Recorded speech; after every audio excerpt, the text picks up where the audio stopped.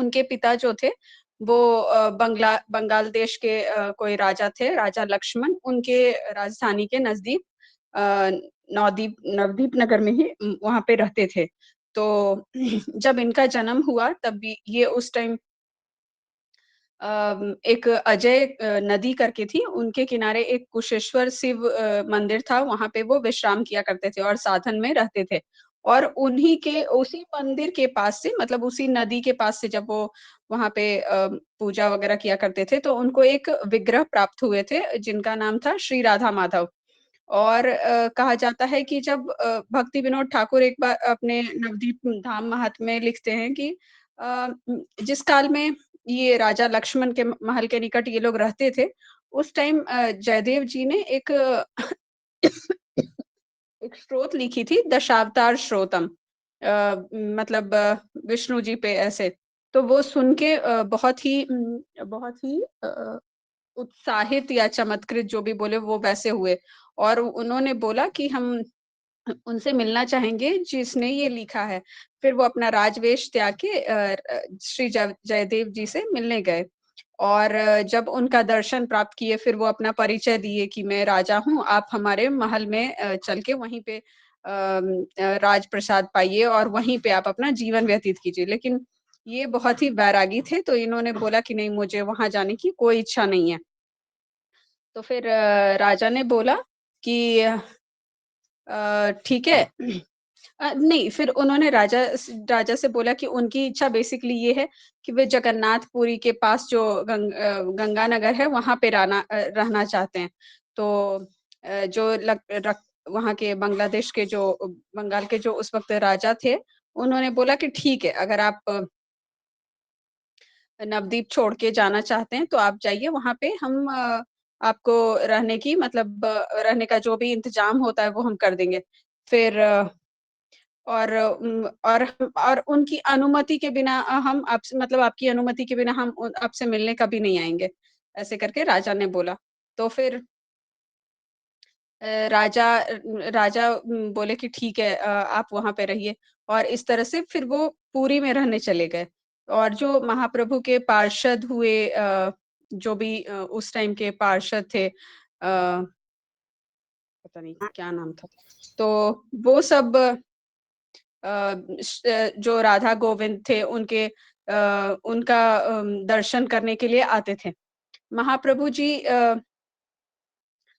यहाँ पे ऐसे मैंने पढ़ा था कि जो जयदेव जी के दर्शन के लिए पुरुषोत्तम धाम में जो भी जाते थे, उनको वो लोग जाते थे और जगन्नाथ जी के साथ फिर उनके जो विग्रह थे श्री राधा गोविंद, उनके भी धाम के लिए दर्शन करने के लिए जाते थे। और फिर जगन्नाथ में ही वो अपना पूरा जीवन व्यतीत किए और उन्होंने गीत गोविंद लिखा। फिर गीत गोविंद के बारे में हम ऐसे भी सुनते हैं कि अ, एक बार जब इन्होंने गीत गोविंद लिखा तो किसी और ने भी गीत गोविंद लिखा और उन्होंने फिर जो दूसरे ब्राह्मण थे उन्होंने बोला कि मेरी गीत गोविंद रियल है, ये तो नकली है। फिर जो उड़ीसा के महापंडित थे, जो जगन्नाथ जी की सेवा करते थे, उन्होंने सोचा कि हाँ, ठीक है, कैसे पता चले कि कौन-सा असली है या जगन्नाथ जी को कौन-सा सही लगता है। तो उन्होंने दोनों गीत गोविंद मंदिर में रख दिया था और जब सुबह डोर खोले तो जो नकली गीत गोविंद था, वो मंदिर के बाहर मिला और जो असली जयदेव जी का था, वो उसको जगन्नाथ जी ने स्वीकार कर लिया था। तो उसके बाद से गीत गोविंद का बहुत प्रचार हुआ और इस तरह से गीत गोविंद को मतलब एक्सेप्ट किया गया जगन्नाथ जी के मंदिर के लिए। बाकी चीज़ें माताजी ने ऑलरेडी बताई उनकी शादी ये सब के लिए। तो हरे कृष्णा, मैं अपनी वाणी को विराम देती हूँ। बहुत सुंदर, बहुत धन्यवाद पुष्पा दीदी। आपने जयदेव गोस्वामी के जीवन चरित्र को और अच्छे से वर्णन किया। Thank you. जयदेव गोस्वामी और के जीवन। सॉरी और जो हम्म, माताजी बोल रही थी कि वो एक भाव लिख रहे थे, जहाँ पे श्री राधा रानी का मान हुआ था और मान के दौरान श्री कृष्ण जब मनाने आते हैं राधा रानी को, तो वो अपना शीश उनके चरणों में रख देते हैं। फिर उनको ये लगता है कि नहीं, श्री राधा तो उनकी शक्ति हैं या फिर जब जस्ट उनकी भक्त हैं, फिर श्री कृष्ण ऐसे कैसे रख सकते हैं? तो वो इसी कन्फ्यूज़न में लिख नहीं पाए, फिर बाद में आके भगवान ने उस पंक्ति को पूरा किया था। हरे बोल कृष्ण। रहे हैं कि कृष्ण भगवान शक्तिमान है, तो इसकी राधा जी जो है वो शक्ति है, तो मैं क्या करूं? फिर वो परेशान हो जाते हैं, तो फिर वो बोलते हैं कि ये उसमें ग्रंथ में रख लेते हैं, पेन रख लेते हैं, तो वो बोलते हैं कि मैं नहाने चले जाता हूँ। फिर उसके बाद भगवान खुद ही आ जाते हैं, तो वो पूरा कर लेते हैं। बहुत सुंदर। और कोई हरे बात? कृष्णा प्रभु जी। हरे कृष्णा सचमित बाबा, बोलो। एक जो जयदेव गोस्वामी ने जो गीत गोविंद लिखा है, ओके। उसको वो जगन्नाथ जी को इतना प्रिय था कि एक बार एक लड़की थी, रात में वो फूलों को मतलब तोड़ रही थी भगवान जी को चढ़ाने के लिए, मंगला आरती के लिए। तो क्या हुआ, भगवान जी और वो गीत गोविंद गाते गाते तोड़ रही थी फूल। तो भगवान जगन्नाथ जी वहां पे गीत गोविंद सुनने के लिए आ गए, और फिर जैसे ही उनके शयन का वक्त हुआ, वो जैसे तैसे भाग के गए, और भागते वक्त उनका अंगवस्त्र फटा हुआ था, कपड़ा इधर उधर था। तो फिर जब पुजारी ने पट खोले भगवान जी को सुलाने के लिए, तब देखे ये क्या हुआ है। तो फिर उसी वक्त राजा आ गया। तो राजा बोला, ये क्या है? मैंने इतना महंगा कपड़ा आज ही दिया था, ये क्या हो गया? ये तुमने क्या किया? इतना महंगा कपड़ा चुरा लिया? ये ऐसे वो पुजारी को बोलते, पुजारी बोलते मैंने नहीं चुराया, ऐसे ऐसे। तो क्या होता है, वो बोलते हैं मैं तुम्हें सुबह तक का वक्त देता हूँ, कपड़ा लौटा दो या फिर जेल चले जाओ। तो फिर रात में वो जगन्नाथ जी को बोलते हुए सोए कि मुझे बचा लो, मुझे बचा लो।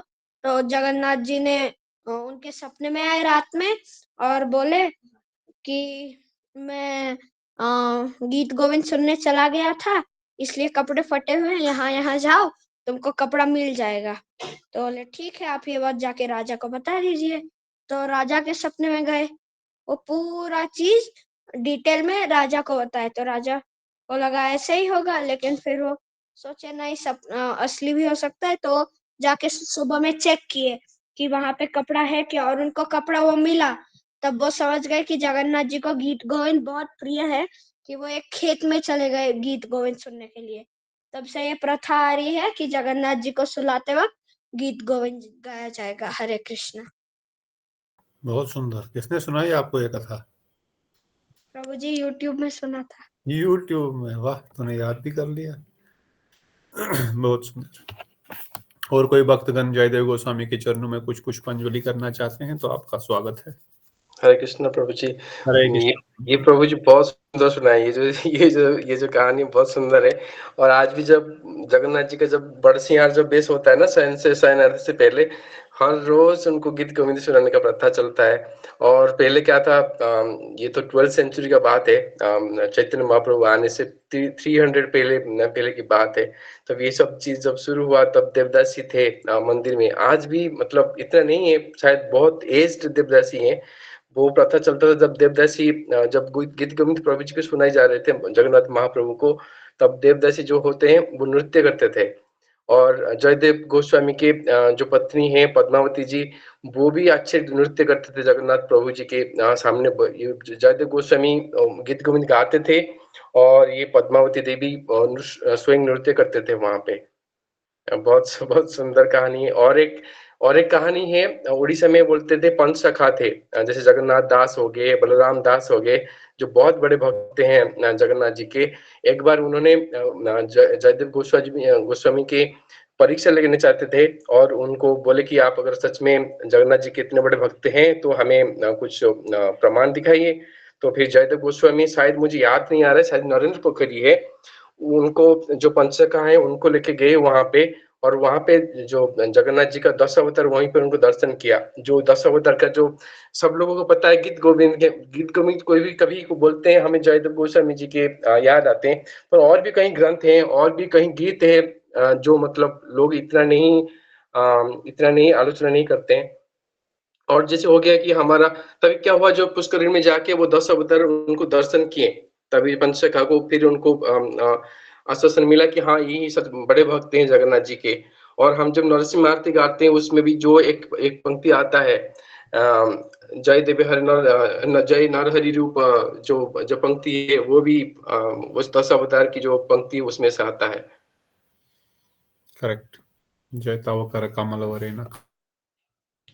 या हाँ पबजी, ये कहानी और भी बहुत सारा कहानी है, क्योंकि हमारे उड़ीसा में क्या होता है, छोटे छोटे जो स्टोरी वगैरह आता है, बहुत सारा कहानी होता है, तो इतना तो याद नहीं आ रहा है, वो सिंक्रोनाइज्ड ऑर्डर में नहीं आ रहा है। पर ये जयदेव गोस्वामी में बहुत मतलब अच्छा लगता है, जो कहानी वगैरह है उनका, जो गीत है, और उसके साथ जो जो गाना वगैरह जो चलता है, मतलब जो गीत है, भजन है, जो भी है, तो बोलते हैं इसे उत्कली, उत्कली हम जो बोलते हैं, जो आर्ट होता है उसके हिसाब से होता है। बहुत सुंदर लगता है सुनने के लिए, जब भी मतलब आप सुनोगे कहीं से, मतलब मन मन ध्यान देके, तो कभी कभी आंसू भी तो कभी कभी आ जाते हैं, इतना सुंदर है और इतना खो जाते हैं प्रेम में। जो भी हमारे गोपी की जो जो प्रेम है, गोपी भाव है, और जो राधा जी का जो प्रेम है, वो सब चीज उस गीत गोविंद में है, सब चीज। बहुत सुंदर। बिल्कुल, गीत गोविंद ऐसा ग्रंथ है जो रस का ग्रंथ है, जिसमें श्रील जयदेव गोस्वामी ने ऐसे ऐसे रस भर दिया कि स्वयं सचिनंदन गौर हरि भी उस गीत गोविंद का रसास्वादन करते थे। जब वह अपने विशेष विरह में रहते हैं, तब स्वरूप दामोदर प्रभु चैतन्य चरितामृत मध्य लीला द्वितीय अध्याय से महाप्रभु के इन लीलाओं का वर्णन है, कैसे स्वरूप दामोदर, राय रामानंद प्रभु आदि उनको कभी जयदेव गोस्वामी का गीत गोविंद सुनाते हैं, कभी चंडीदास के पद सुनाते हैं, और कभी इन्हीं रसिक वैष्णवों के ग्रंथों को सुनाते हैं, महाप्रभु को जैसे तैसे शांत करते हैं। उसमें से जयदेव गोस्वामी का जो गीत गोविंद है बहुत ही टॉप मोस्ट स्तर पर है, जिसको हमारे मठ में भी बाद में प्रकाशित किया गया। गुरुदेव ने इस ग्रंथ को लिखा, उस पर कमेंट्री भी लिखी है। कोई भक्तगण डिटेल में पढ़ना चाहते हैं तो गीत गोविंद को पढ़ सकते हैं, ऑनलाइन भी अवेलेबल है और हार्ड कॉपी भी है। और कोई भक्त कुछ बोलना चाहते हैं जयदेव गोस्वामी के चरणों में? Anything else anyone want to add?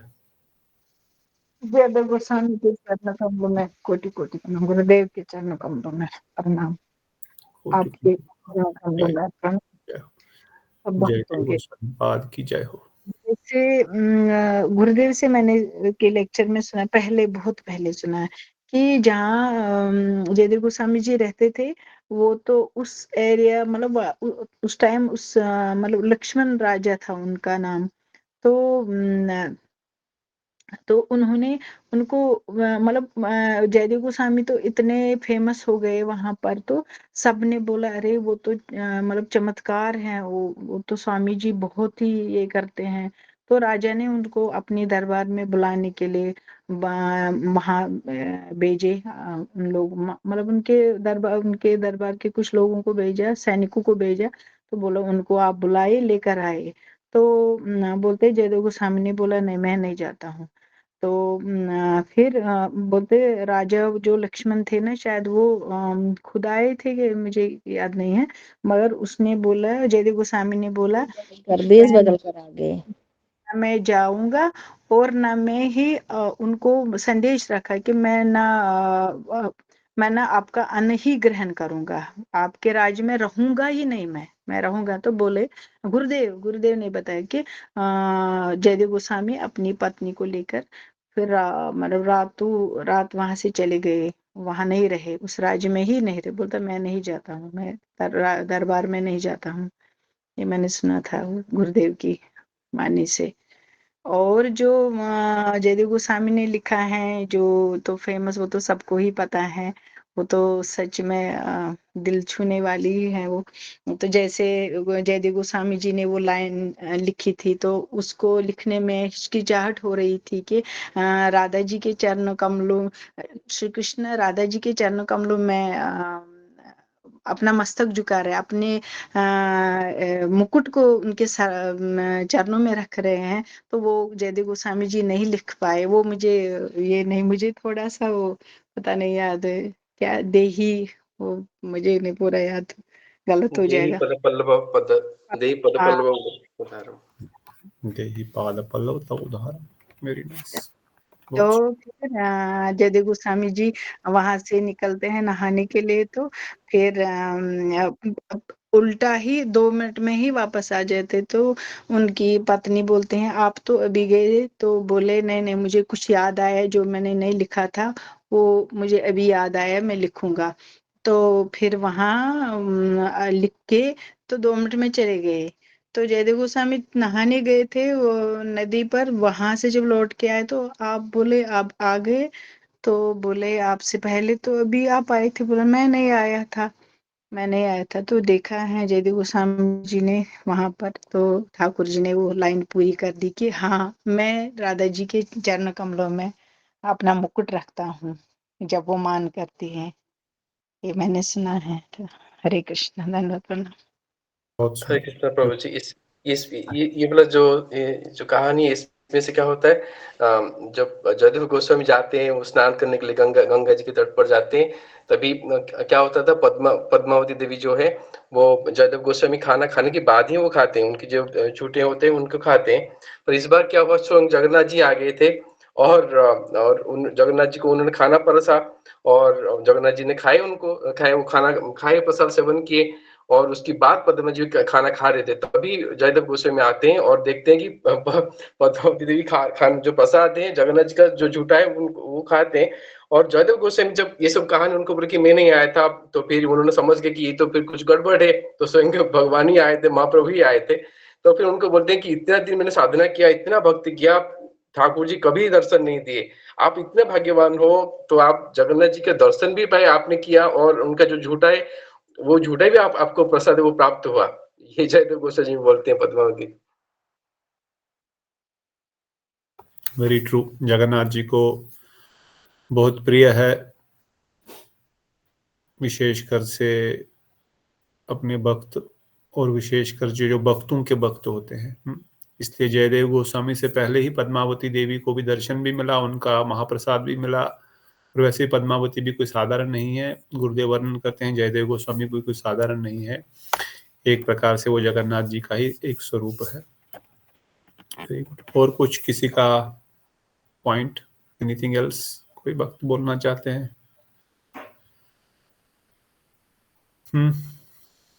Okay, if not तो फिर हम आगे बढ़ते हैं आज की सभा हरे को। कृष्णा प्रभु जी, इसमें वो भी तो है ना कि उन्होंने गीत गोविंद लिखने से पहले 10 अवतार के बारे में वो बताया था, तो कह रहे थे इतने रसिक हैं तो उन्होंने 10 अवतार के बारे में क्यों बताया। मैं यही जो पढ़ रही थी कि उसमें लिखा कि रसमलाई आप रोज रोज नहीं खा सकते मीठा, तो कुछ बिटर्स और आपको टेस्ट आएगा तभी आप उसको अप्रिशिएट करोगे। तभी उन्होंने फिर वो सारा 10 अवतार के बारे में बताया, और फिर बाद में ये गोपी गीत के बारे में उन्होंने उसमें वर्णन किया। और ऐसे एक जो कथा है, जब वो अभी तो ये था कि जगन्नाथ जी कैसे भागे जाते हैं वो देवी दासी के श्रित कमला कुछ मंडलम सुनने के बाद, ऐसे ही महाप्रभु भी उनका वो भी ऐसे ही सुन के उनके पीछे भागे जा रहे हैं। उनके गोविंद जो है वो बोलते हैं कि भाई आपको उनके पीछे नहीं जाना है, तो वो सुन ही नहीं रहे, उनकी आवाज के पीछे पीछे पीछे पीछे भागते जा रहे हैं। फिर उन्होंने जोर से बोला, तब उन्हें ध्यान है, नहीं तो आप उनको छुओगे तो आप अपना त्याग कर दोगे अपना वो। तो मतलब इतने सुध अपना खो बैठते हैं भगवान इस गीत गोविंद में। राइट, हाँ जी, हरे कृष्ण। बहुत सुंदर। एनीवन?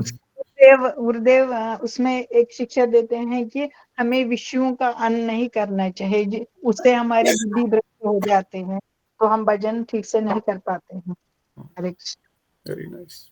हरे कृष्ण प्रभु जी। और भी है जगन्नाथ जी जो जो जो वस्त्र पहनते हैं उस पे भी इतना प्रेम प्यार है, और प्रेम है गीत गोविंद को, उनके वस्त्र में भी, अंग वस्त्र में जो उस पे भी गीत गोविंद लिखा होता है। ये सिर्फ नहीं, भगवान जी सुनते हैं, वो पहनते गीत गोविंद को पहनते हैं अपनी खुद के शरीर पर। सो क्लोज, वेरी नाइस, बहुत सुंदर। Padmadesha Prabhu, anything you want to add? Srinivas Prabhu और एनीवन? माधवी दीदी? हरे कृष्णा प्रभु, दंडवत प्रणाम। धन्यवाद प्रभु जी। Just listening to it's so nice to hear. But सभी कुछ आपका उनका जयदेव गोस्वामी जी का कवर हो गया है बगी भक्तों द्वारा। उनका पास टाइम से मुझे जो रियलाइजेशन होता है, जो टेकन होम लाइक है, मतलब तरीके से कि how much close Jaydev Goswami, as you said, आपने भी कहा कि उनका ही स्वरूप है, जगन्नाथ भगवान का ही। तो जब वो लिख रहे हैं जयदेव गोस्वामी जी गीत गोविंद, तो उस समय जो उनकी रियलाइजेशन है, और जब वो जिस पॉइंट पर रुक जाते हैं कि राधा रानी जो कृष्ण की पोजीशन है, how can be lower than, तो वो एक जो जो भाव है प्रभु, उसका थोड़ा सा मुझे कंफ्यूजन कई बार ये होता है कि जैसे जयदेव गोस्वामी जी अ, भगवान के बहुत क्लोज हैं, तो क्या उनको मन में ऐसा लगता है कि जो जो उनके भाव आ रहे हैं अभी तक, मतलब वो it's not worth to complete, मतलब क्या है, और फिर then Krishna himself came to complete that, मतलब उन्होंने उनको लिखा वहाँ पर। तो ये कोई लीला है, कुछ कुछ सीख है, कुछ लेसन है उसमें से that you can take in, और वो जनरली एक पास टाइम की तरह से उसको एक्सेप्ट करना चाहिए। वो थोड़ा बहुत कभी कभी मुझे दिमाग में आता है problem, but it could be my mind speculation also, नहीं, ऐसा कुछ पॉइंट तो नहीं। सही है, विचार तो सही है, सही विचार है। यू गॉट एनी आंसर और you are looking for the answer? No, I don't know the answer, I am looking for the, मुझे कभी कोई सही तरीके से बताने और नहीं मिला, तो कई बार मन में प्रश्न रह गया, तो बस वही थोड़ा सा मन में था कि नहीं, अच्छा प्रश्न है एक्चुअली।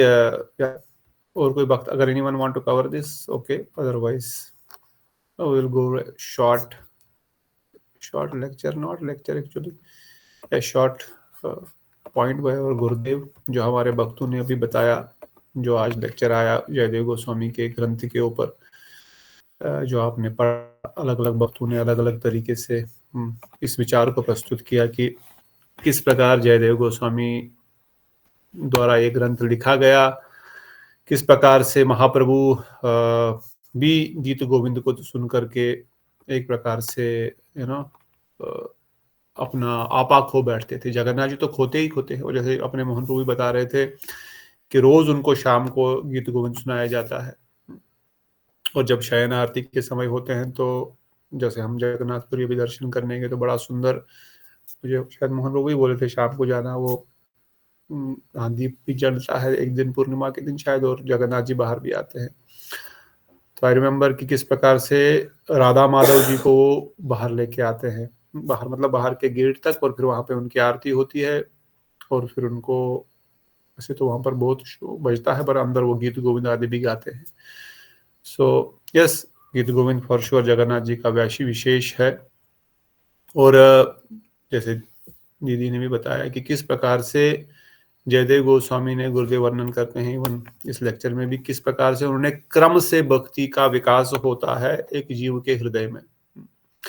कोई भी भक्त, जैसे अभी प्रभु जी प्रश्न पूछ रहे हैं कि भाई क्यों उनको लगा, अगर वो तो है ही वैष्णव शिरोमणि, एक प्रकार से जगन्नाथ जी के प्रिय भी है, और जगन्नाथ जी का एक स्वरूप भी ऐसा मानते हैं उड़ीसा में, और कई वैष्णवगण ऐसा मानते भी है, पर फिर उनको क्यों लगा कि मुझे ये नहीं लिखना चाहिए, या इस विचार पे उनको रुकना पड़ा वहां पर? क्या इसमें कोई लीला है, कोई तत्व सिद्धांत का विचार है, या जस्ट एक पास टाइम है? तो गुरुदेव, जैसे दीदी ने भी बताया, गुरुदेव भी वर्णन करते हैं कि किस प्रकार से इसी लेक्चर में कि जयदेव गोस्वामी ने अपने गीत गोविंद से पहले जितने भी बाकी सब भजन लिखे, उनमें उन्होंने भगवान की ऐश्वर्यता को प्रमाणित किया। इवन सुखदेव गोस्वामी में भी जब हम भागवतम सुनते हैं, पढ़ते, कल भी हम भागवतम पढ़ रहे थे, तो कितना सुखदेव गोस्वामी मतलब एकदम एक तो कई बार कठोर शब्दों में ग्रहमेदी नाम, कि ग्रहमेदी कैसा होता है, निरंतर वो केवल अपने घर में केवल ग्राम्य कथा में लगा रहता, उसके पास करने के लिए बहुत कुछ है, कुटुंब पालन करना, दिन भर पैसा कमाना, रात को सोना, इंद्रिय भोग करना, यही उसका कार्य, यही उसका लक्ष्य है। This is what he is doing. On the other hand, grihasthi has everything to do for Krishna. और फिर वो बार बार भक्तिर भवती निष्ठि की कैसी होगी, अरे तुमको संसार में कहीं सुख नहीं मिलने वाला है, ब्रह्मांड के ब्रह्मलोक तक भी जाओगे, ब्रह्मलोक को भी तब वहां पर भी सुख नहीं मिलने वाला। जो सुख मिलने वाला है वो बस क्षणभंगुर सुख है। जिस प्रकार सपने में आदमी सुख प्राप्त करता है, वो सुख है ही नहीं। सपने में कितना भी प्यास लगी, पानी पियो, प्यास नहीं बुझने वाली है। सुखदेव गोस्वामी बार बार ये क्यों कह रहे हैं? क्योंकि हम बद्धजीवों के हृदय में ये भावना ठूस ठूस के भरी है कि मैं संसार में सुख प्राप्त कर सकता हूँ, आनंद प्राप्त कर सकता हूँ, यहाँ पर सुख है। इसलिए सुखदेव गोस्वामी बार बार ये वर्णन कर रहे हैं, अरे हमको लग रहा है, तुमको जो लग रहा है सुख की अनुभूति है, वो सुख नहीं है। स्वप्न में पानी पीने से, स्वप्न में रसगुल्ला खाने से सही रसगुल्ले का आनंद नहीं आने वाला। आपकी प्यास नहीं मिटने वाली। आपको प्यास लगी है तभी आपको स्वप्न आ रहा है कि पानी चाहिए। प्यास लगी तभी स्वप्न में आ रहा है कि पानी चाहिए, परंतु पानी आप जब तक नहीं पियोगे तब तक प्यास नहीं बुझने वाली है। कितना भी आप पानी पिए स्वप्न में, एक बकेट पिए, मुझे याद है, I don't want to take this story different level, but एक बार मुझे ऐसे सपना आया था, प्यास बहुत लगी थी रात में, और सपने में भी बुद्धि है ना, memory has some inputs, memory inputs होते हैं। वो जब पानी नहीं है तो पानी कहाँ है? पानी स्वप्न में देख रहा है कि पानी है ही नहीं, बाथरूम का पानी नहीं, बाथरूम से पानी पीना पड़ेगा। पर मेमोरी में इनपुट्स है, बाथरूम का पानी साफ नहीं होता, पर फिर भी प्यास इतनी लगी तो मैं बाथरूम में चला गया। स्वप्न में देख रहा हूँ मैं बाथरूम में चला गया पानी पीने, नलका खोला, बहुत पानी पिया मैंने नलके से। नलके से पानी में से प्यास क्यों नहीं बुझ रही है? आई स्टिल रिमेंबर, मैंने बकेट भरा, मैंने बकेट उठा के बकेट से पानी पिया। क्या नहीं इमेजिन, तो बकेट से पूरा पानी पी रहा हूँ, ऐसा लगा पेट फट रहा है, इतना पानी पी रहा हूं मैं, और वो पेट फटने के डर से नींद खुल गई। इतना पानी पी रहे, फट रहा है, और नींद खुल गई, और नींद खुल गई तो लग रहा पानी चाहिए, प्यास चाहिए, पानी चाहिए। फिर खड़ा हुआ, नीचे आया, कमरे से पानी पी लिया, नीचे ऊपर जहां भी था, बहुत पहले का सपना है। तो the point here is, Sukhdev Goswami वर्णन करते हैं, आप कहीं पर भी जाएंगे इस जगत में, जब तक हमको भगवत प्रेम रूप की सुख की अनुभूति नहीं होगी, तब तक हम कभी संतुष्ट हो ही नहीं सकते। We can never be satisfied unless we get Krishna prema, unless we go back to home, back to Godhead. ये उसी प्रकार से, जिस प्रकार से स्वप्न में हमने कितने भी भोग कर लिए मगर कोई सुख की अनुभूति नहीं हो सकती। मैंने कितना भी पानी, मेरे खुद को कितना भी पानी पी लिया, मगर जब तक एक्चुअली पानी नहीं पिया तब तक कोई संतुष्टि नहीं हुई। तो इसलिए जीव ब्रह्मलोक तक क्यों ना चला जाए, इसे सुखदेव गोस्वामी वर्णन कर रहे थे कल तृतीय अध्याय में, दूसरे स्कंद के प्रथम में ही, कि कोई कितने भी ब्रह्मांड क्रॉस कर ले, स्वर्ग के सुख की तो कहना ही क्या, इस जगत के सुख का तो छोड़ ही दो। स्वर्ग का इतना सुख है, स्वर्ग में कितना आनंद है, नंदन कानन वन से लेकर के किस प्रकार का शरीर, जो जिसको कभी भूख ही नहीं लगती, जो कोई बुढ़ा ही नहीं होता, जिसमें कोई बीमारी ही नहीं है। शरीर से इतनी खुशबू आती है कि 400 किलोमीटर तक खुशबू फैलती रहती है। न कोई मल त्यागने की, न कोई बाथरूम जाने की आवश्यकता, कुछ भी नहीं, केवल आनंद ही आनंद। बट व्हाट इज दैट आनंद? ब्रह्मा जी कहे दिस इज, ये तुच्छ है। सुखदेव गोस्वामी वर्णन करते हैं, अरे वो क्या, तुम ब्रह्मलोक तक ब्रह्म पदवी प्राप्त करने का सुख भी तुच्छ है। अनलेस यू गेट कृष्ण प्रेम, कृष्ण भक्ति, तो ये आनंद मिलेगा ही नहीं, क्योंकि तुम तो स्वप्न में आनंद ले रहे हो, सपने का आनंद ले रहे हो, एक्चुअल आनंद तुम ले ही नहीं रहे हो। तो इसी प्रकार से, क्योंकि पॉइंट आया, जयदेव गोस्वामी भी इस अपने इन भजनों के माध्यम से पहले शिक्षा हमको प्रदान कर रहे हैं कि भाई what is the gradual progression for soul to understand higher spiritual realisation. इसलिए दशावतार लिख दिया, दशावतार लिख दिया। इवन गुरुदेव तो वर्णन करते हैं दशावतार में भी वो रस का ही वर्णन कर रहे हैं। अब हम जैसे भक्तों को उसमें कहाँ रस दिखेगा? हम तो जय जय देव हरे, मीन स्वरूपा केशव दीता, मीन शरीरा केशव रीपा दीता, क्या कूर्म शरीरा, हम तो उसमें कूर्म देव को देखेंगे, मीन रूप को देखेंगे। पर रसिक वैष्णव ने उस दशावतार पे भी रसिक कमेंट्री करके उसमें भी रस डाल दिया है, क्योंकि उनके अंदर से वही निकल रहा है। इसलिए गुरुदेव कई बार बोलते थे कि कई लोग मुझे बोलते हैं आप, हाँ मैं शुरू तो करता हूँ जो है बेसिक, पर अल्टीमेटली कहीं ना कहीं मैं पहुंच जाता हूँ राधा दास्यम पर ही, क्योंकि जो व्यक्ति, जिसके पास जो वस्तु है वही वो बाहर आएगी ही आएगी, उसको रोक नहीं सकते उस चीज से। आम के पेड़ से आम ही आएगा आएगा आएगा। तो उसी प्रकार से सुखदेव गोस्वामी वर्णन करते हैं कि मैंने ये 9 सिकंद श्रीमद् भागवतम के क्यों लिखे, ताकि 10वें सिकंद में पहुंचने से पहले जीव को दृढ़ श्रद्धा उत्पन्न हो भगवान की भगवत्ता में, ऐश्वर्य में। 9 सिकंदों में केवल भगवान के लीलाएं तो वर्णन करी, पर उन समस्त लीलाओं में ऐश्वर्य की प्रधानता रखी। ऐश्वर्य की प्रधानता मतलब भगवान की भगवत्ता की प्रधानता रखी। भगवान वो भगवान है, वो बहुत पावरफुल है, इस चीज को प्रधान रखा। चाहे मत्स्य अवतार में हो, जहां उन्होंने पूरे ब्रह्मा पूरे धरती से प्रलय के समय वेदों को ब्राह्मणों को विशेष वस्तुओं को निकाला, जो इतना विशाल बना। एक छोटी सी मछली कितनी बड़ी हो गई, पूरा धरती डूब गया, पूरा स्वर्ग लोग भूअर लोग सब डूब गया। इतनी बड़ी मछली जिसने उस नाव को बांध करके उसने प्रलय से निकाला। प्रलय का जल कोई साधारण जल नहीं है। थोड़ी सी बाढ़ आ जाए, देखो हालत क्या हो जाती है, घरों की, बिल्डिंग्स की। थोड़ी सी बाढ़, थोड़ा सा ब्रह्मपुत्र, ब्रह्मपुत्र जानते हैं ना, ब्रह्मा जी का पुत्र, कहां पर है ब्रह्मपुत्र, कहां पर है? नॉर्थ ईस्ट में आसाम हो क्या? एक ही पुत्र है जो नदी रूप में है, वो है ब्रह्मपुत्र। एक ब्रह्मपुत्र थोड़ा सा बढ़ जाता है ना थोड़े समय के लिए, तो फिर हालत क्या हो जाती है आसाम। गंगा जी में इधर बाढ़ आ जाए, बिहार उत्तराखंड सब डूब जाता है। तो एक छोटी सी बाढ़, मगर महाप्रलय की बाढ़ कैसी होगी, कैन यू इमेजिन? तो उसमें मत्स्य अवतार का वर्णन किया सुखदेव गोस्वामी ने, कितना शक्तिशाली वो मत्स्य अवतार होगा। फिर कूर्म अवतार, फिर बाकी सब अवतारों के point what I am trying to make is भगवान की भगवत्ता, ऐश्वर्य, भगवान का पावर स्थापित किया है, जिसके बारे में हम बात करने वाले हैं दशम सिकंद में, जहां हम एंटर करने वाले हैं। वो कोई साधारण पुरुष नहीं है, डोंट गेट कंफ्यूज्ड, वो कोई साधारण है। इसलिए पूरा 9 सिकंद इस आधार को स्थापित करने के लिए बताया कि भगवान कितने विशाल है, कितने पावरफुल है।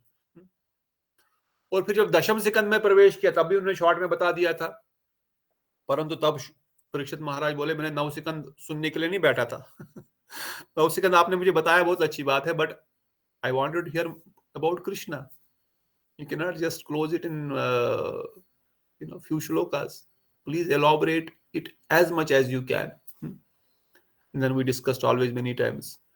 Out of around 230 भागवतम के अध्यायों में से लगभग 90+ अध्याय तो खाली दशम सिकंद में ही है, ऑलमोस्ट आधा भागवतम का तो दशम सिकंद में ही पूरा है। 12 सिकंदों का आधा अध्याय, 230 अध्याय ऑलमोस्ट है श्रीमद् भागवतम में, if I am not 100% sure, but around इतना ही, 30-34 हो सकता है, 230 chapters, but 90 is in only 10th chapter, 10th canto. तो अब 9 सिकंद में भगवान की भगवत्ता को पूरी तरह से स्थापित कर दिया गया। तब जाकर के जब जीव अब सुनेगा भगवान श्री कृष्ण जो है वह गोपियों का वस्त्र हरण कर रहे हैं या माखन चोरी लीला कर रहे हैं, तब इनके मन में ये डाउट नहीं होगा भाई मैं भी करूं ऐसा क्या? क्या तुम बाकी 9 सिकंदों में जो भगवान की भगवत्ता के बारे में बताया गया तुम उसको कर सकते हो? और दशम सिकंद में भी जो भगवान ने गिरिराज धारण किया, अग्निपान किया, तुम कर सकते हो? तो इसलिए भक्त जो है पहले भगवान की भगवत्ता को स्थापित करते हैं ताकि हम जैसे बद्ध जीव जो है उसको ठीक से समझ सके, इंटिमेट न करे, इमिटेट न करे, और ठीक से समझ सके कि ये कौन है, ये स्वयं भगवान है। मगर जब ये स्वयं भगवान भक्तों के वशीभूत हो जाते हैं, जब ये स्वयं भगवान किस प्रकार से फिर भक्तों के वशीभूत हो जाते हैं, ये भी बहुत इंपॉर्टेंट तत्व सिद्धांत है, रस सिद्धांत नहीं, तत्व सिद्धांत है ये, कि किस प्रकार से जीव तुच्छ होते हुए भी जब स्वरूप शक्ति उसके अंदर प्रवेश होती है, भाव भक्ति में प्रवेश करता है, प्रेम भक्ति प्रवेश करता है, तब इसके अंदर 2 गुण आ जाते हैं उसी समय। कौन से 2 गुण आ जाते हैं प्रेम भक्ति में? कौन से 2 गुण आते हैं प्रेम भक्ति के? 2 कृष्ण आकर्षणी चशा। अब ये कृष्ण को आकर्षण करती है। कौन आकर्षण कर रहा है कृष्ण को? एक बद्ध जीव, जो एक बद्ध जीव था, मैं आप सब जैसे, आप तो नहीं, चलो मैं, हम जैसे बद्ध जीव, मेरे जैसे बद्ध जीव भी अगर भाव भक्ति के को प्राप्त करके प्रेम भक्ति में प्रवेश करेंगे तो प्रेम भक्ति में वो कृष्ण आकर्षणी, भगवान श्री कृष्ण को आकर्षित करते हैं, भगवान श्री कृष्ण उनके अधीन हो जाते हैं।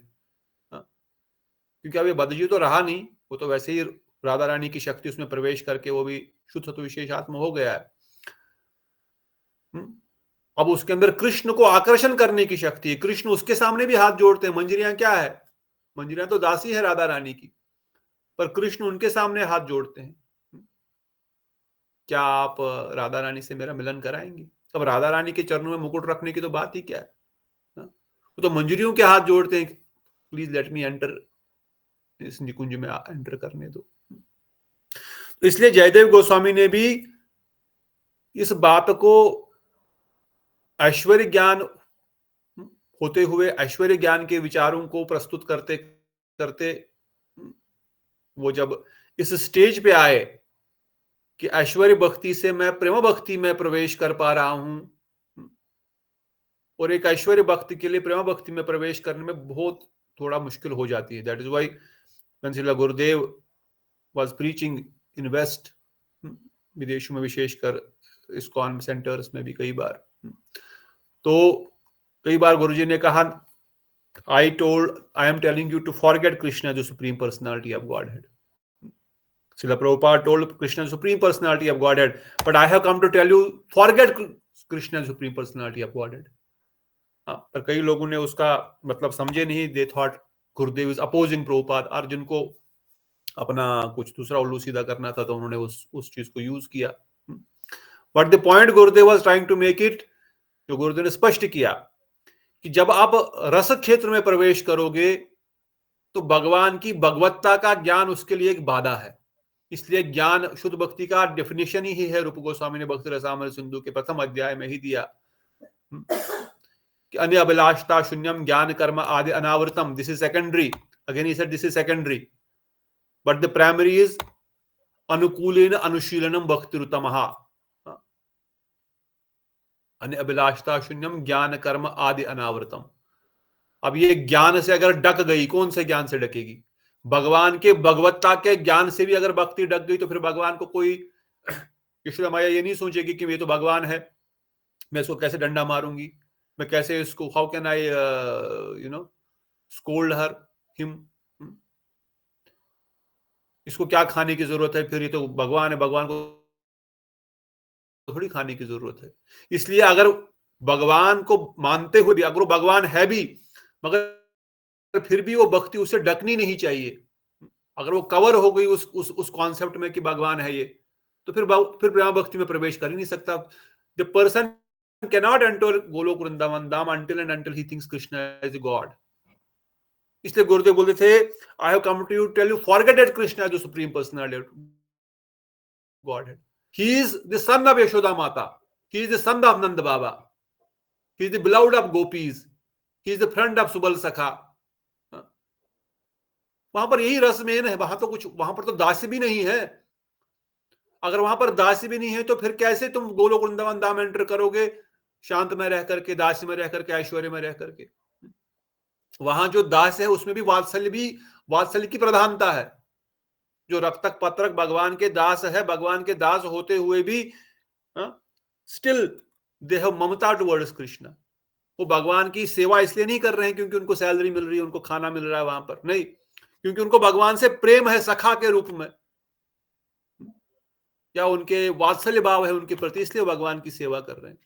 तो दास में भी वहां पर वात्सल्य या साख्य की प्रधानता है, शांत तो है ही नहीं।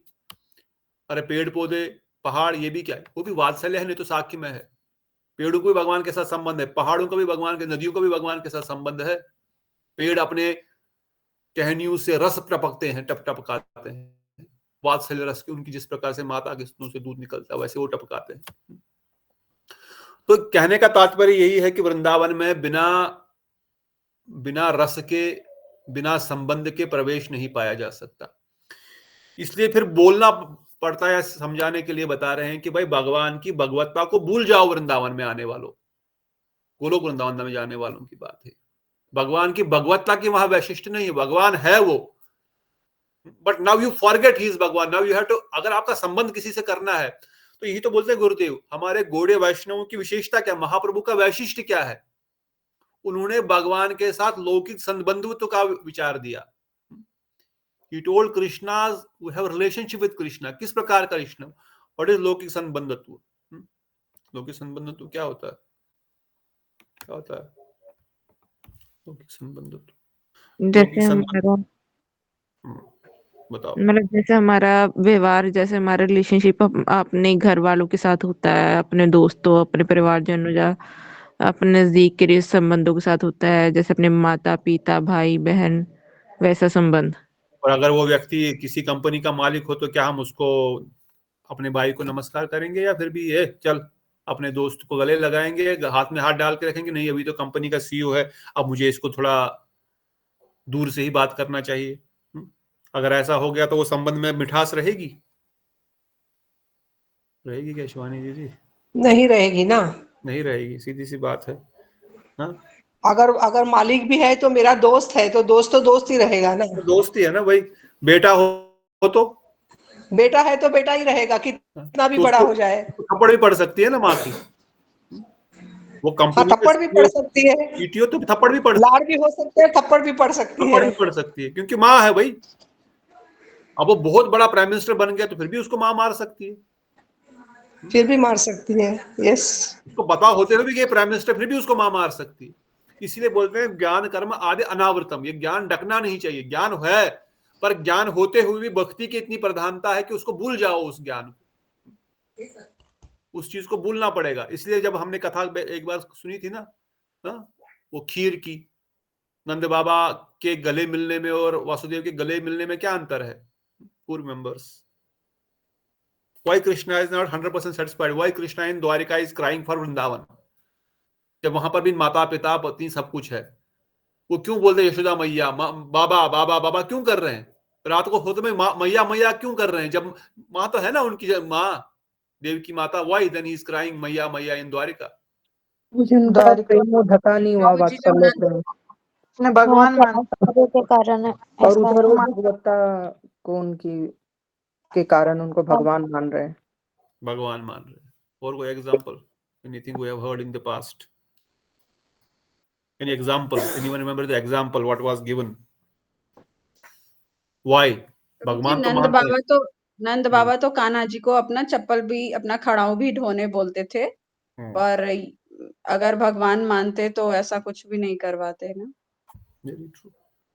प्रभु जी, वो जब वासुदेव जी जब कृष्णचंद्र से जब गले मिलते हैं तो उनको वो डर रहता है कि कहीं उनके पैर से टच ना हो जाए।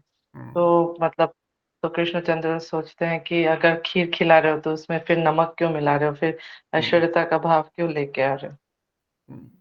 बुद्धि में विचार ये है ना कि भगवान है, गले तो मिल रहे और हैं, प्रभु मतलब जी गले। जब वो द्वारका उसमें थे तब वहां पर यशोदा मैया नहीं जा सकती क्योंकि उनकी पोजीशन वो है।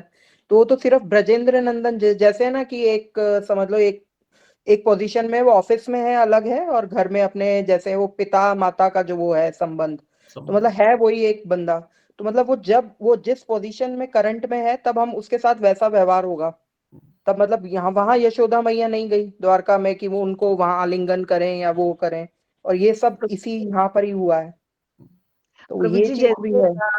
जैसे भगवान कृष्ण ने कंस को मारा, मामा को मारा, तो तब तक तो देव की माता बोल रही थी मेरा पुत्र, जब मेरा पुत्र आ जाएगा तो उसको मैं अपना स्तनपान कराऊंगी, उससे मैं इतना लाड प्यार करूंगी, उससे मैं इतना ऐसे खिलाऊंगी, ऐसे करूंगी, वैसे करूंगी।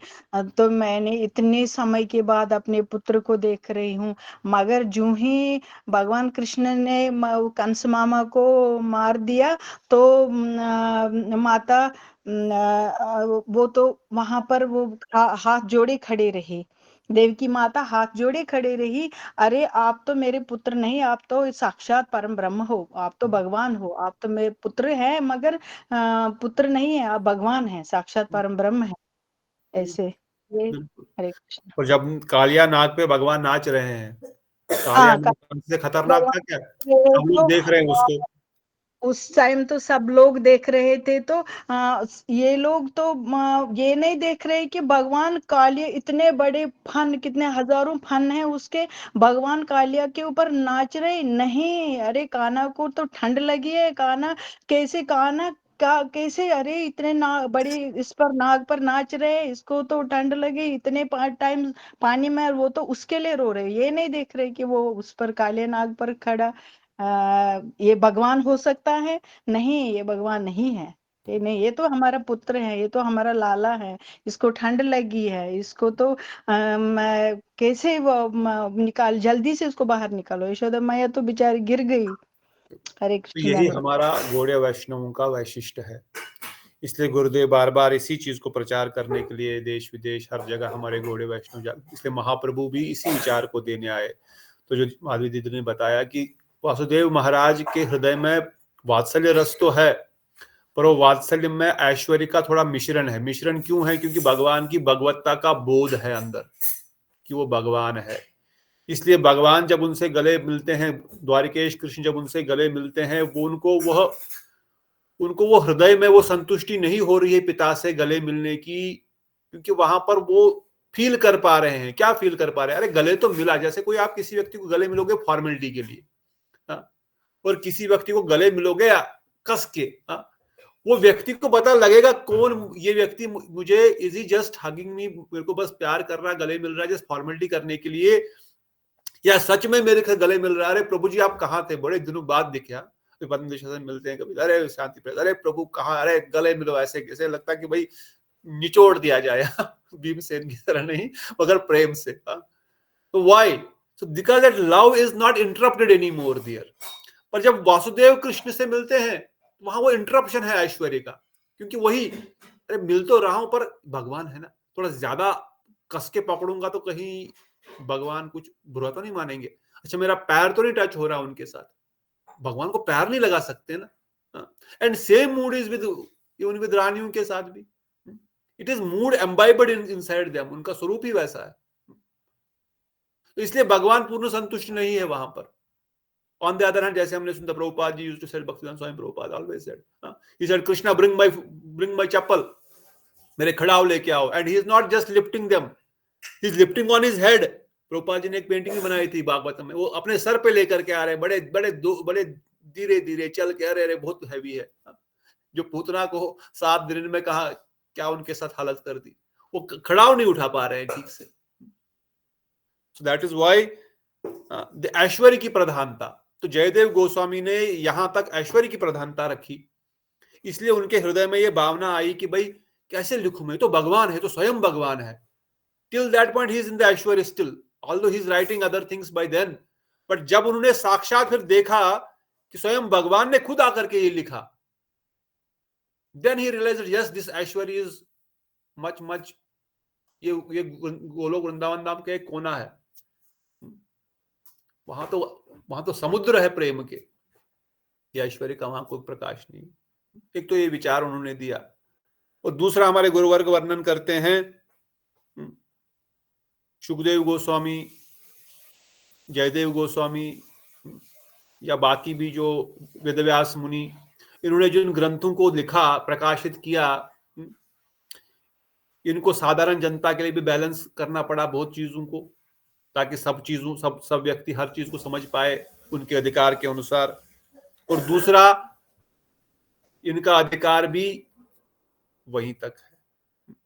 अब इससे हम किसी को कम नहीं समझ रहे हैं। गुरुदेव हमारे गुरुजन वर्णन करते हैं कि सुखदेव गोस्वामी कौन है, what is his relationship with Radha Rani, what is the relation of Sukhdev Goswami with Radha Rani.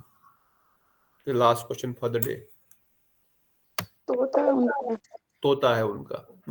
और रूप मंजरी कौन है, रूप गोस्वामी कौन है? एक सुखदेव गोस्वामी है, एक रूप गोस्वामी है। हु इज रूप गोस्वामी? रूप गोस्वामी कौन है? राधा रानी से क्या संबंध है उनका? मंजरी है। अब मंजरी एक सेवा कर रही है और तोता एक सेवा कर रहा है। किसकी सेवा क्लोजेस्ट है राधा रानी के लिए? मंजरी जो इतनी क्लोजली राधा रानी की सेवा, निकुंज में सेवा करती है। If you hear Gurudev lectures, Gurudev has many times given so deep pastimes of Radha Krishna pastimes with manjari. मंजरिया क्या क्या सेवा करती है, you can not even imagine. Gurudev कहते हैं मैं ये बताता नहीं हूँ, क्योंकि किसी के घर में वो लेक्चर है, थोड़ा सा उनको बताते हैं, वो ब्रजवासी है, क्योंकि ऐसी सेवा जहां सखियां भी नहीं एंटर कर सकती, वहां पर मंजरियां सेवा करती है। तो who can explain the deep rasa pastimes of Vrindavan with Radha Krishna? Can a parrot mention it or can a manjari mention it better? Who can mention it? मंजरी। इसलिए मंजरी दीदी हमारे साथ है ना। तो इसलिए गुरुदेव वर्णन करते हैं बार बार कि भाई सनातन गोस्वामी मंजरी, कौन सी मंजरी? कौन सी मंजरी? अच्छा, ये एक और प्रश्न मैंने पूछ लिया, लास्ट बोला था लवंग मंजरी। तो अब मंजरी लिख रही है बृहद भागवत अमृत, और भागवतम सुखदेव गोस्वामी ने लिखा है, नॉन डिफरेंट, बट रस के दृष्टिकोण से जो मंजरी लिख रही है ना, जो मंजरी विचार दे रही है, वो अलग है। जयदेव गोस्वामी जो विचार दे रहे हैं, जयदेव गोस्वामी जो विचार दे रहे हैं, सही विचार दे रहे हैं, पर जो चीज लिखने में वेदव्यास मुनि के हाथ कांपते हैं, जो चीज बोलने में सुखदेव गोस्वामी हिचकिचाते हैं, चाहे वो बेहोशी क्यों ना हो जाए कुछ समय, उस कारण से ही क्यों ना हो, जिस चीज को लिखने के लिए माधवाचार्य जो हमारे संप्रदाय के आचार्य भी हुए, उन्होंने कहीं पर भी इतना विचार नहीं लिखा रस सिद्धांत का अपने ग्रंथों में, बस तत्व सिद्धांत दिया। हमारे आचार्य, हमारे संप्रदाय के आचार्य, उन्हीं चीजों को रूप मंजरी दे रही है, रूप गोस्वामी दे रही है, वो भी महाप्रभु की कृपा से, क्योंकि महाप्रभु बाद में आए, तब जाकर के माधवेंद्रपुरी पाद से ये रसधारा प्रचलित हुई। पर इन सब के गीतों में, इन सब के विचारों में रसिक जनों के महाप्रभु ने उनका रसास्वादन किया, उन्हीं विचारों का रसास्वादन किया जो ब्रज रस के अनुरूप थे, अर्थात जो गीत गोविंद लिखने के बाद जो रसाचार्य जो उन्होंने विचार दिए, या जो उन्होंने लिखा, जो रस में प्रवेश कराया। और कभी कभार वो दशावतार भी सुनते हैं छोटा गोपीनाथ में गदाधर पंडित के साथ, क्योंकि गदाधर पंडित के साथ वो रस सिद्धांत नहीं सुन रहे, क्योंकि राधा रानी, ये कृष्ण, वहां पर तो दोनों अपने स्वरूप में आ जाएंगे तो लीला ही खत्म हो जाएगी। महाप्रभु अपने महाप्रभु का रूप धारण कर ही नहीं सकते, और गदाधर पंडित से राधा रानी में ट्रांसफॉर्म हो जाएंगे। तो इसलिए ये दो विचार है। बहुत सुंदर प्रश्न पद्मेश्वर प्रभु ने पूछा, तो इसलिए मैंने थोड़ा सा इसी में आज का समय हमने सुना कि एक तो एक आचार्य का अधिकार के अनुसार, उसके रस के में प्रवेश के अनुसार, उसका लीला में प्रवेश के अनुसार, उसका वहां के अधिकार के अनुसार वो अपने ग्रंथ, भजन, अष्टकम आदि लिखते हैं। चाहे वो रूप गोस्वामी जो रूप मंजरी है, जो समस्त मंजरियों की शिरोमणि है, उनका विचार से हम देखें,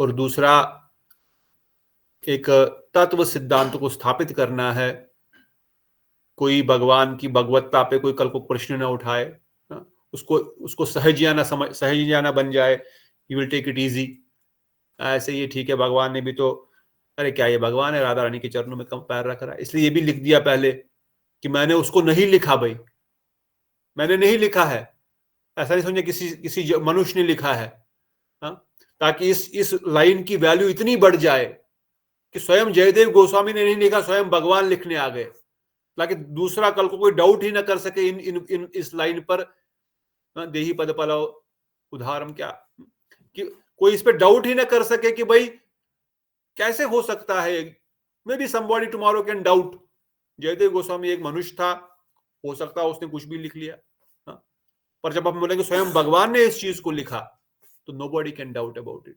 सच में श्री कृष्ण अपने, इवन मेरे जैसे जड़ बुद्धि भी कई बार सोचता जयदेव गोस्वामी में भी, पर जब मैंने भी सुना है जयदेव गोस्वामी चले गए, फिर भगवान ने आकर के लिखा है इस चीज को, तब मुझे भी लगा अच्छा भगवान ने खुद लिखा है सही में। फिर राधा रानी के चरणों में अपना मुकुट रखते हैं, बिकॉज हमने भी 20-25 साल से तो यही सुना, Krishna supreme personality, he is supreme personality for sure, but when he is meeting Radha Rani then he is not supreme personality, then he is just prem bhikhari. Guru Govind Goswami महाराज के ग्रंथ है प्रेम भिखारी, एक लेक्चर भी है प्रेम भिखारी, कुछ 2-3 लेक्चर है prem bhikhari, is the beggar of Radha Rani's love, Gauranga Mahaprabhu is the beggar of Radha Rani's love। तो यही कारण से जयदेव गोस्वामी ने इस लाइन को खुद नहीं लिखा, इसलिए कई बार हमारे गुरुवर्ग वर्णन करते हैं इन आचार्यों के, आचार्य है गोस्वामी है बहुत बड़े हैं, मगर रस सिद्धांत से कंपेयर करेंगे तो इनके हाथ कांपते हैं जब ये इस प्रकार से राधा ठकुरानी और कृष्ण के रसों में किस प्रकार राधा रानी कृष्ण को वशीभूत करती है। They cannot write because their mood is Aishwarya and they are embodied in Aishwarya. But still the truth is truth.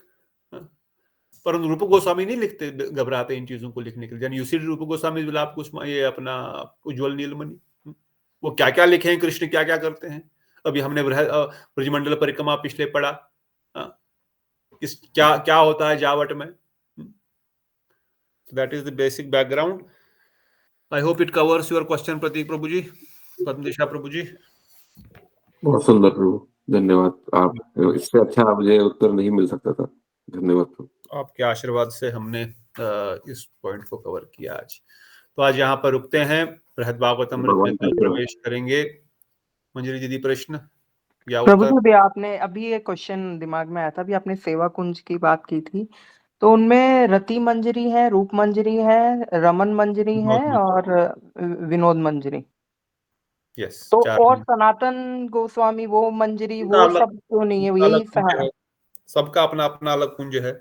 अच्छा, हमारे को जो मतलब हमारे गुरुदेव ने जो बनवाया है और हमें दिखाया है, हम जो है कुंज में जो हम बनाते हैं तो यही वाला ही इमेज आती है, मतलब यही चार मंजरी। हाँ जी, हमारे रूप मंजरी है। देखिए जितने भी कुंज है, असंख्य कुंज है, असंख्य कुंजों में भगवान विराजमान है और असंख्य कुंजों की अपनी अपनी एक मंजरी है जो वहां पर हेड है। हम लोग रूप मंजरी के अंतर्गत में है। हाँ जी, अब कोई किसी दूसरी मंजरी के अंतर्गत में भी हो सकते हैं। तेरा सोमनी ब्रह्मांड, असंख्य ब्रह्मांड है।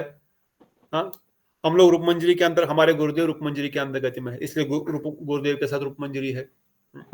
और उनके गुरुदेव हैं। हाँ, बिना बिना बिना परम गुरुदेव के तो गुरुदेव आगे बढ़ेंगे, अपने गुरुदेव को रखेंगे ही रखेंगे। नाउ व्हेन प्रोबेबली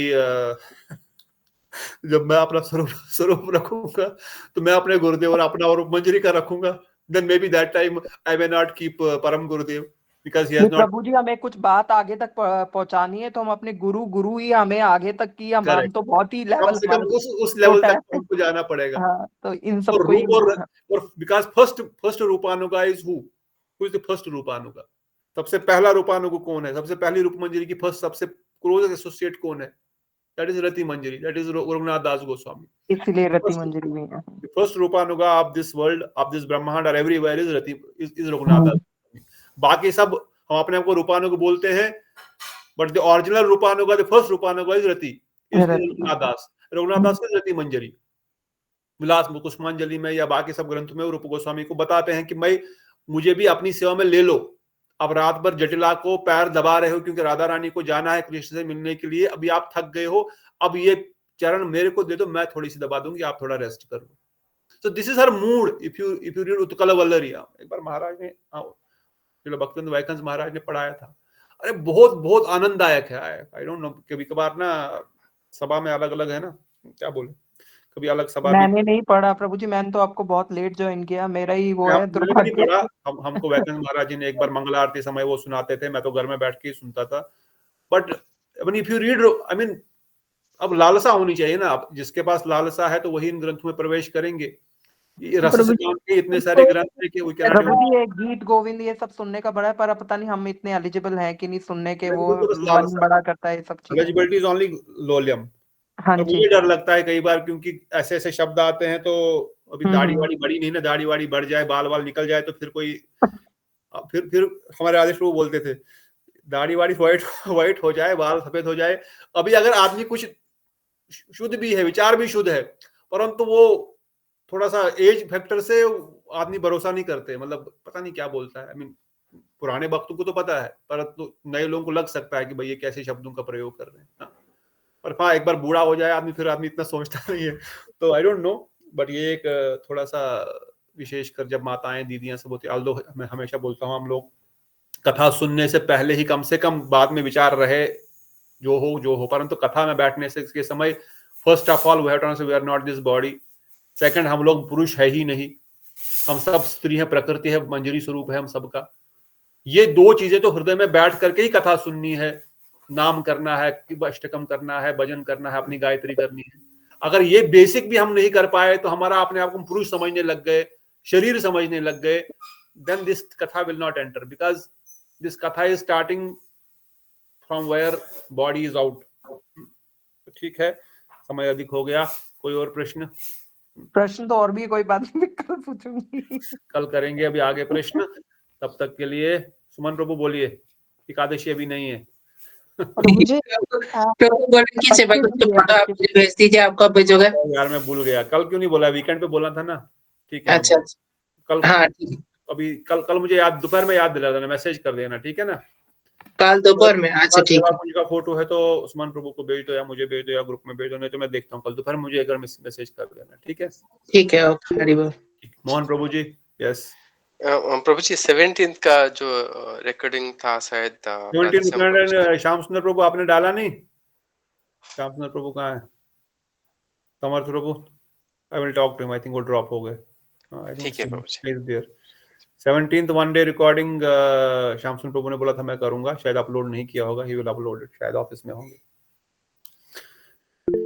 ओके हो गया, अपलोड हो गया प्रभु जी, लिंक भेज देंगे थोड़ी देर में। ठीक है प्रभु जी। बहुत धन्यवाद। और भी प्रश्न है तो कल लेंगे। आज हम जयदेव गोस्वामी के चरणों में कोटि कोटि प्रार्थना करते हैं, प्रणाम करते हैं। जो रस सिद्धांत में उन्होंने प्रवेश किया, एवं सच्चिदानंद गौर हरि स्वयं भगवान श्री कृष्ण राधा भाव स्वीतम नौमी कृष्ण स्वरूपम, उनके उन भजनों को, उनके अष्टकमों को, उनके रूप, अपना राय रामानंद प्रभु, रूप दामोदर प्रभु उनको सांत्वना देते थे। इतने उनके रसिक ग्रंथ है, रसिक भजन है, इतना उनका विचार है कि जगन्नाथ भी मदमत हो जाते हैं।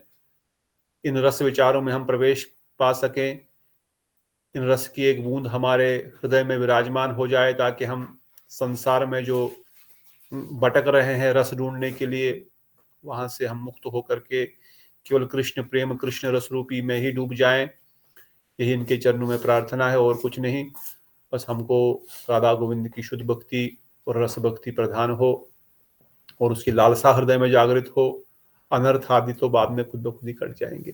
इन्हीं वचनों के साथ बोलो श्री शशदेव गोस्वामी की जय, श्री पद्मावती देवी की जय, जगन्नाथ बलदेव सुभद्रा सुदर्शन चक्र जू की जय, जय जगन्नाथपुरी धाम की जय, राधा गोविंद गोपीनाथ मदन मोहन ललिता विशाखा जू की जय, राधा माधव जू की जय, जय सचिनंदन गौर हरिवंश दत्त ठाकुर की जय, श्री प्रभुपाद की जय, श्री गुरु महाराज की जय, निताई गौर प्रेमानंदे हरि हरि। हरे कृष्ण प्रभु, दंडवत प्रणाम। प्रणाम सुमन प्रभु, मोहन हरे कृष्ण प्रभु जी, दीदी, चंद्रकांता दीदी, शीला दीदी, प्रणाम प्रभु जी। अन्य दीदी, समर्थ प्रभु, श्याम सुंदर प्रभु, दंडवत प्रणाम प्रभु जी, हरे कृष्ण। श्रीनिवास प्रभु, दंडवत कृष्ण प्रभु, दीप्तोषी दीदी, देवश्री दीदी, गीता दीदी, प्रतिभा दीदी, दंडवत श्रेया दीदी, दंडवत नीता दीदी, दंडवत समर्थ प्रभु, दंडवत